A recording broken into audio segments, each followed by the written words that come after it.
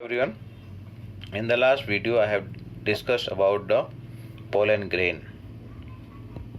In that I had discussed about the structure, that in the structure of pollen grain it is covered by two wall layers.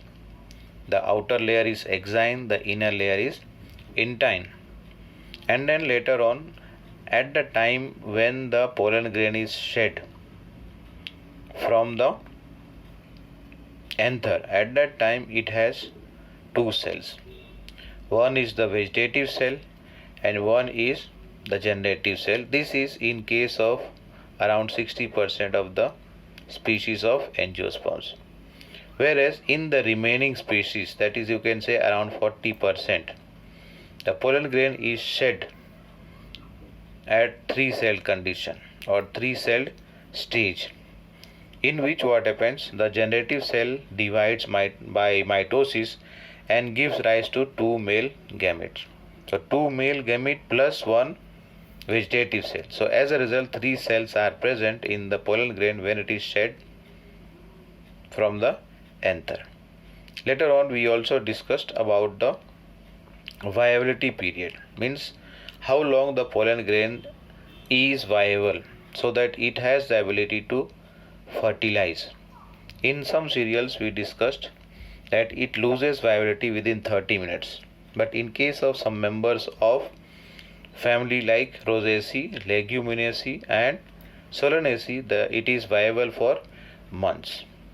And towards the end we also talked about the cryopreservation of pollen grains, very similar to the storage and preservation of semen or sperm of animals.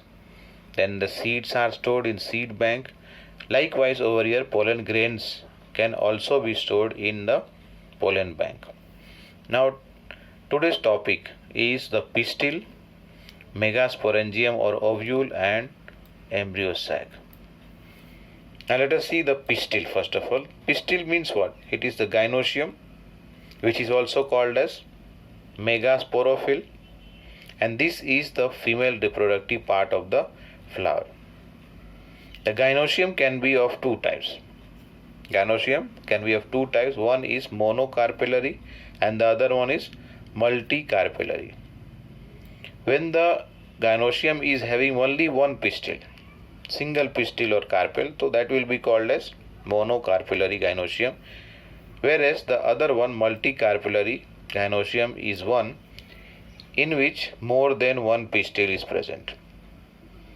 Now when we talk about multicarpellary, means it is having more than one pistil. So again this can be of two types based on whether they are fused or whether they are free from each other.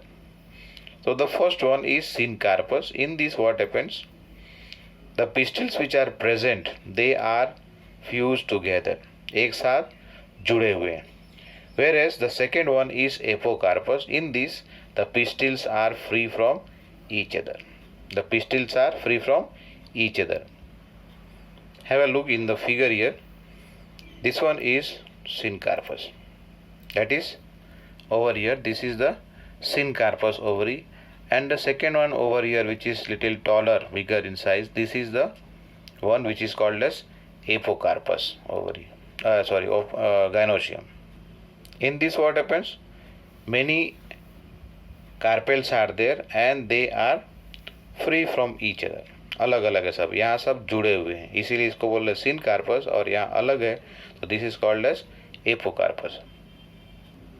Now each of these pistil has three parts. Each of these pistil has three parts, that is the stigma, style and the ovary. You can just have a look in the figure. Now in case of stigma, this is the, you can say, tip part of the gynoecium or the pistil, which is the receptive part, and this serves as a landing platform for the pollen grains. When the pollen grains come from the anther by different agents, carried by different agents, so this is the part where what happens, the pollen grains land.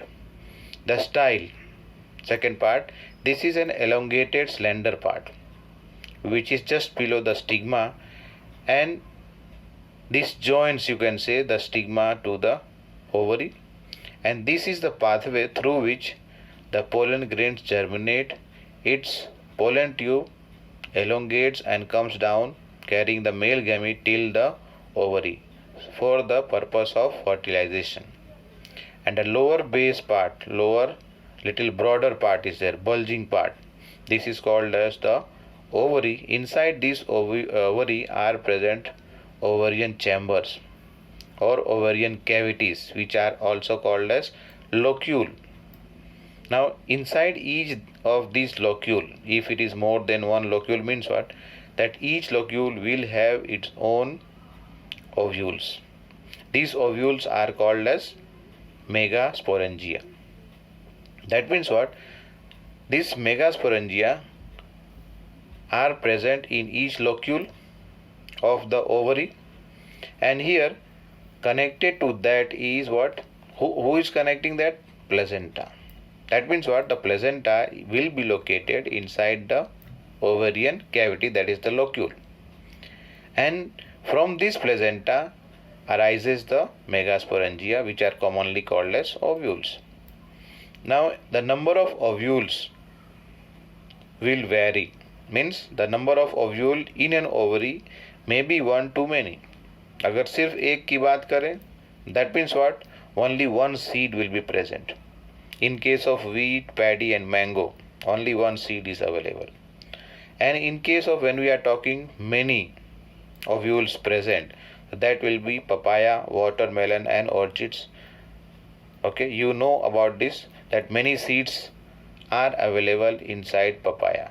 When we cut through the papaya fruit or watermelon, so many seeds are, we are able to see so many seeds. That means what? That was the ovule that was fertilized and that has developed into the seed.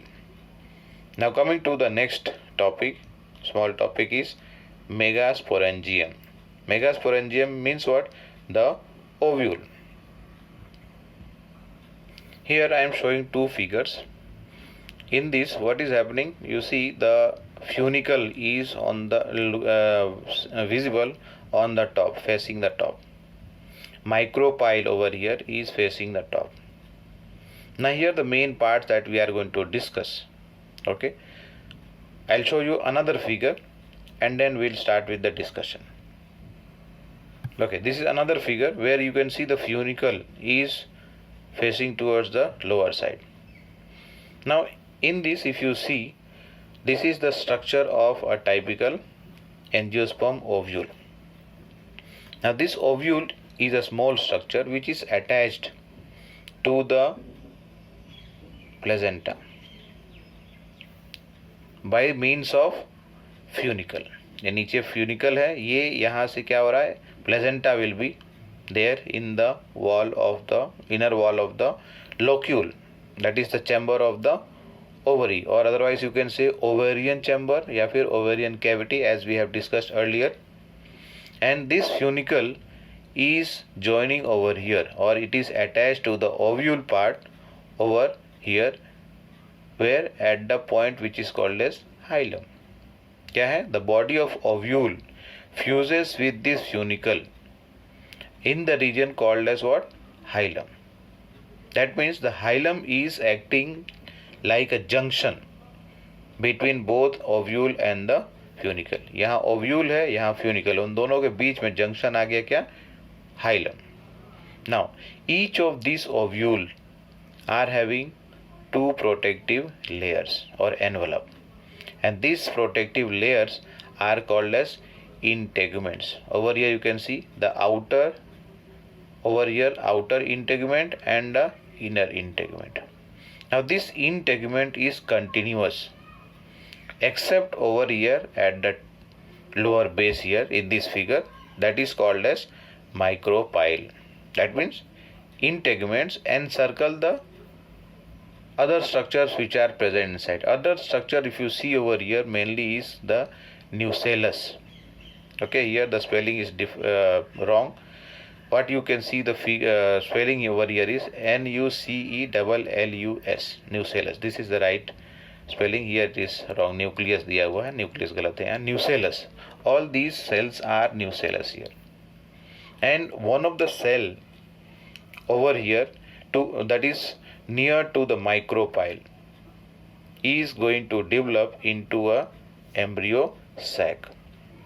Okay, that means what? Over here each of these ovule have one or two protective layer. Over here in this figure we saw two protective layers are there, that is inner and outer integuments, and they are encircling the nucellus completely except at the tip which is called as micropyle.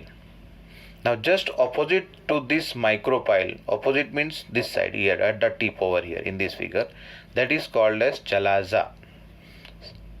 Okay, CHALAZA, chalazal region also we can call that, which is representing the basal part of the ovule.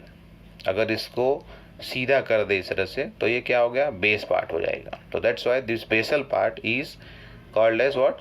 Chalaza. Now here nucellus क्या है? So this nucellus part over here, which is enclosed by the integuments, this is having a mass of cells. This is having a mass of cells, and these cells of nucellus have abundant food reserves. मतलब उनके पास काफ़ी food reserve collected है यानी stored है. The embryo sac or the female gametophyte is located here in the nucellus, but very near to the micropyle, towards the micropylar end. So that was about megasporangium or ovule. We will discuss about megasporogenesis. Megasporogenesis कैसे होता है, मतलब development of ovule किस तरह से होता है. For this I will include in the next video.